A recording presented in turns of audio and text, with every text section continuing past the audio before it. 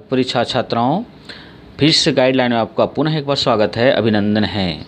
आज हम physics guideline में पढ़ेंगे गॉस प्रमेय का अनुप्रयोग। और इस गॉस प्रमेय के अनुप्रयोग के अंतर्गत आज का अनुप्रयोग है एक समान गोली कवच के कारण विद्युत क्षेत्र की तीव्रता का समीकरण ज्ञात करना।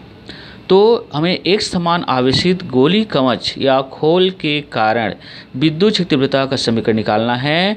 तो इसके लिए आप इस चित्र पर ध्यान दीजिए। जैसे मान लीजिए बच्चों कि माना कि यहाँ पर एक O केंद्र तथा कैपिटल R त्रिज्या का एक गोली कवच है जिसे प्लस Q आवेश दिया गया है। तो यह आवेश इस गोली कवच के अंदर उपस्थित न हो करके इसके पृष्ठ पर समान रूप से वितरित हो जाते हैं।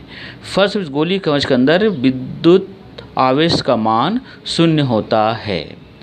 अतः हम इस आवेशित गोली कवच के कारण विद्युत क्षेत्र की तीव्रता 3 स्थितियों में ज्ञात कर सकते हैं बच्चों। पहला, जब बिंदु P गोली कवच के पृष्ठ से बाहर होता है। दूसरा, जब बिंदु गोली कवच के इस पृष्ठ पर होता है। और तीसरा, जब बिंदु P इस गोली कवच के अंदर होता है। तो आइए बच्चों, सबसे पहले हम शुरुआत करेंगे कि जब बिंदु गोली कवच के पृष्ठ से बाहर होता है तो विद्युत क्षेत्र की तीव्रता क्या होगी, इस पर चर्चा करते हैं। तो इसके लिए इस चित्र पर ध्यान दीजिए। जैसे माना कि इस गोली कवच के केंद्र O से R दूरी पर एक बिंदु P लेते हैं जहां हमें विद्युत क्षेत्र की तीव्रता ज्ञात करनी है।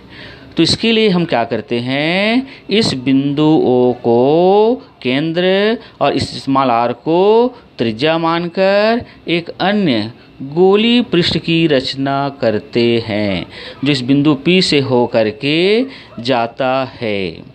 अतः इस नए गोली पृष्ठ से निकलने वाली जो विद्युत बरेखाएं या विद्युत क्षेत्र E इस गोली पृष्ठ के लंबवत होती है। फलस्वरूप इस पृष्ठ पर विद्युत फ्लक्स का मान अधिकतम होता है। अतः इस नए गोली पृष्ठ पर विद्युत फ्लक्स का मान हम सूत्र में लिख सकते हैं फाई E बराबर E इंटू S, जहाँ S इस गोली पृष्ठ का क्षेत्रफल है। और हम जानते हैं किसी गोली पृष्ठ या गोले का क्षेत्रफल होता है S बराबर 4 पाई R का स्क्वायर। तो हमने इस S के जगह में रख दिया है 4 पाई R का स्क्वायर। अर्थात ये हमको गोली पृष्ठ से लंबवत जो विद्युत फ्लक्स निकलती है उसका मान होगा फाई E बराबर E इंटू 4 पाई R का स्क्वायर, जिसे हमने समीकरण नंबर 1 दिया है। लेकिन हम जानते हैं गॉस के प्रमेय से कि फाई E बराबर Q अपॉन एप्सिलॉन 0, इसको हमने समीकरण 2 दे दिया। अब क्या करेंगे बच्चों, अब हम समीकरण 1 और 2 की तुलना करेंगे। तुलना करेंगे मतलब आप जानते हैं तुलना करेंगे मतलब क्या है, या तो समीकरण 1 से फाई के मान को आप 2 में रख दो या 2 से फाई के मान को 1 में रख दो। तो हमको समीकरण इस प्रकार से मिलता है। हमको निकालना है विद्युत क्षेत्र की तीव्रता, और हम जानते हैं कि विद्युत क्षेत्र तीव्रता को E से प्रदर्शित करते हैं। तो E बराबर यदि हम निकालें तो ये हमको मिलेगा 1/4 पाई एप्सिलॉन 0 Q अपन R का स्क्वायर। यानी इस पूरे समीकरण को व्यवस्थित करें तो इस प्रकार से मिलेगा। और ये जो समीकरण 3 जो होगा, यही समीकरण 3 विद्युत क्षेत्र तीव्रता का समीकरण है जब बिंदु इस गोली कवच पृष्ठ से बाहर होता है। अब हमारी दूसरी स्थिति क्या है कि जब बिंदु P आवेशित गोली कवच के पृष्ठ पर होता है। थोड़ा चित्र पर ध्यान दीजिएगा।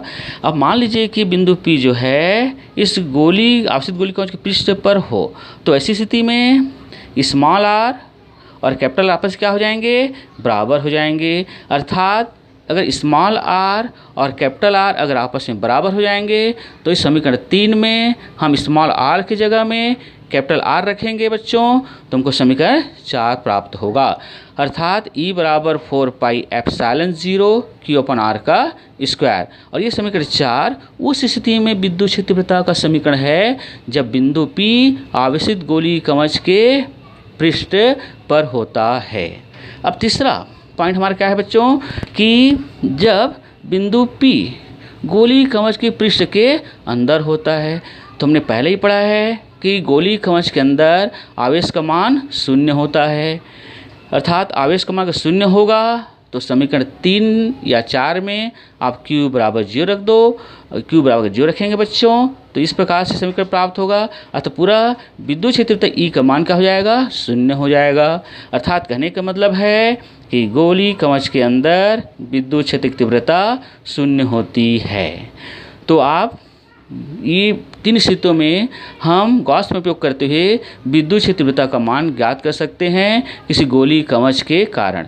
तो बच्चों आप इस वीडियो को रिवाइंड करिए और रिवाइंड करके 1-2 बार अच्छे से समझ लीजिए, समझ करके आप इसे एक नोट्स बना लीजिए और नोट्स बना करके आप परीक्षा के लिए बहुत अच्छे से आप इसकी तैयारी कर सकते हैं।